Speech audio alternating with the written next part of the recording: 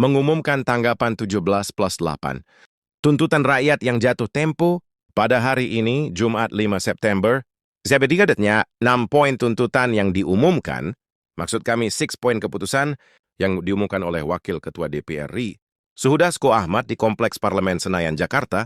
Dasko mengatakan rapat konsultasi yang digelar pada Kamis, 4 September, menghasilkan sejumlah langkah konkret yang berkaitan dengan pemangkasan fasilitas, moratorium perjalanan dinas, hingga peningkatan transparansi di parlemen. Adapun pas 6 poin keputusan DPR yang disepakati adalah menghentikan pemberian tunjangan perumahan anggota DPR terhitung sejak tanggal 31 Agustus 2025, moratorium kunjungan kerja ke luar negeri DPR RI terhitung sejak tanggal 19 Yons 2025, kecuali undangan kenegaraan. DPR juga akan memangkas tunjangan dan fasilitas anggota seperti biaya langganan listrik dan telepon, lalu biaya komunikasi intensif, dan biaya tunjangan transportasi. Kemudian, anggota DPR yang telah dinonaktifkan oleh partainya tak dibayarkan hak-hak keuangannya. Para anggota DPR yang sudah dinonaktifkan nantinya juga akan diperiksa oleh Mahkamah Kehormatan DPR yang berkoordinasi dengan mahkamah partai masing-masing. Terakhir, DPR akan memperkuat transparansi dan partisipasi publik yang bermakna dalam proses legislasi dan kebijakan lainnya. Sebagai informasi, seusai rangkaian demo memprotes kebijakan DPR di sejumlah tempat yang kemudian berujung ricuh, muncullah tuntutan yang berjudul 17+8 tuntutan rakyat, sebanyak 17 tuntutan jatuh tempo pada 0-nya 2025, sedangkan 8 lainnya pada 31 Agustus 2026.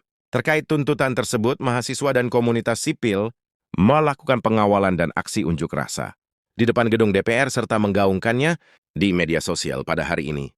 Kami akan menyampaikan hasil keputusan rapat konsultasi pimpinan DPR dengan pimpinan fraksi-fraksi DPR RI yang dilaksanakan kemarin pada hari Kamis, tanggal 04/9/2025. Yang poin pertama 1. DPR RI menyepakati menghentikan pemberian tunjangan perumahan anggota DPR RI terhitung sejak tanggal 31 Agustus 2025. Yang kedua, DPR RI melakukan moratorium kunjungan kerja ke luar negeri.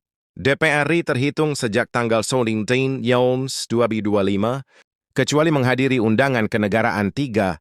DPR RI akan memangkas tunjangan dan fasilitas anggota DPR setelah evaluasi meliputi biaya langganan, daya listrik dan biaya jasa telepon, kemudian biaya komunikasi intensif, dan biaya tunjangan transportasi. 4 pun anggota DPR RI yang telah dinonaktifkan oleh partai politiknya tidak dibayarkan hak keuangannya. 5. Pimpinan DPR menindaklanjuti penonaktifan beberapa anggota DPR RI yang telah dilakukan oleh partai politik melalui mahkamah partai politik masing-masing dengan meminta Mahkamah Kehormatan DPR RI untuk berkoordinasi dengan mahkamah partai politik masing-masing yang telah memulai pemeriksaan terhadap anggota DPR RI. Dimaksud next, DPR RI akan memperkuat transparansi dan partisipasi publik yang bermakna dalam proses legislasi dan kebijakan lainnya ditandatangani oleh pimpinan DPR RI, Ibu Puan Maharani, saya Sufmi Dasko Ahmad, Pak Soan Mustafa, dan Pak Cucun. Meski telah diturunkan, gaji dan tunjangan yang diterima anggota DPR RI dinilai masih tinggi. Forum Masyarakat Peduli Parlemen Indonesia atau Forum MAPI meminta DPR RI untuk melakukan evaluasi lagi. Diketahui setelah dilakukan pemangkasan, jumlah gaji dan tunjangan yang diterima anggota DPR RI saat ini mencapai 65.000 per bulan. Angka ini didapat setelah DPR menghapus berbagai tunjangan, meliputi tunjangan perumahan kemudian biaya langganan, daya listrik, jasa telepon, biaya komunikasi intensif, dan biaya tunjangan transportasi. Namun, peneliti Formapi Lukius Karus menilai, jenis tunjangan harus benar-benar dievaluasi manfaatnya. Oleh karena itu, ia berharap DPR akan mengevaluasi tunjangan-tunjangan lain.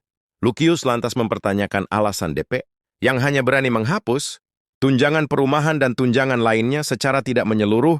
Ia lantas menyoroti tunjangan komunikasi intensif senilai 20.000 per bulan, padahal menurutnya eksekusi tunjangan ini tidak jelas. Menyusul banyak pihak yang merasa DPR selama ini tidak cukup aspiratif. Selain itu, ia juga menyoroti tunjangan, jabatan dan tunjangan kehormatan yang bernilai fantastis. Lukius heran lantaran dua tunjangan itu dinilai memiliki makna yang sama, namun dibuat menjadi dua jenis tunjangan, fraksi PAN DPR RI siap mendukung transformasi DPR. Seusai adanya 17+8 tuntutan rakyat, Ketua fraksi PAN DPR RI Putri Zulkifli Hasan mengatakan, partainya tegas menyatakan komitmen dalam mendukung transformasi DPR menjadi lembaga legislatif yang lebih terbuka, aspiratif, dan akuntabel. Pernyataan itu disampaikan oleh Putri Zulkifli Hasan pada Jumat, 9 September, fraksi PAN siap menerima dan menindaklanjuti aspirasi masyarakat, termasuk tuntutan 17+8 tuntutan rakyat. Menurut Putri, aspirasi dari masyarakat menjadi bahan introspeksi, bersama agar DPR semakin dekat dengan rakyat. Pernyataan fraksi PAN dalam menggunakan istilah transformasi DPR itu merujuk pada perubahan bertahap dan internal. Kelembagaan diksi tersebut dipilih selaras dengan narasi yang sebelumnya disampaikan oleh Ketua DPR RI Puan Maharani. DPR RI kini memangkas sejumlah tunjangan yang diterima, sehingga mereka kini menerima homepage sebesar 60 WDB, seusai sejumlah tunjangan dihilangkan senilai 50.000 per bulan. Setelah mendapatkan protes di seluruh Indonesia, kini DPR tidak lagi menerima tunjangan tersebut. Total gaji dan tunjangan yang diterima DPR RI saat ini berjumlah 65.000 per bulan. Berikut adalah rincian total gaji dan tunjangan yang diterima DPR RI saat ini. Pertama, gaji pokok dan tunjangan jabatan. Untuk gaji pokok,